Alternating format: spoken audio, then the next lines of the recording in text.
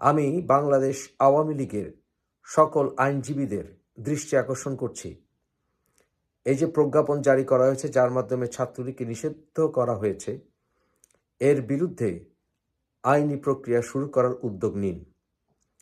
ছাত্রলীগ এবং আওয়ামী লীগ বাংলাদেশের প্রতিষ্ঠার সাথে জড়িত। এই অর্গানাইজেশনগুলোকে নিষিদ্ধ করা অর্থ হচ্ছে বাংলাদেশের জন্ম সন্ত্রাসীদের দ্বারা হয়েছে বলে প্রতিষ্ঠিত করার চেষ্টা। আওয়ামী লীগকে ফ্যাসিস্ট বলা বা ছাত্রলীগকে টেররিস্ট বলা বাংলাদেশের স্বাধীনতার সাথে বেইমানি। কারণ এ দুটো দল বাংলাদেশের প্রতিষ্ঠার পেছনে সবচাইতে বড় ভূমিকা পালন করেছে। বাংলাদেশ নিশ্চয়ই সন্ত্রাসী সংগঠনগুলোর মাধ্যমে জন্ম নেয়নি। বঙ্গবন্ধু শেখ মুজিবুর রহমানকে তাহলে বলতে হবে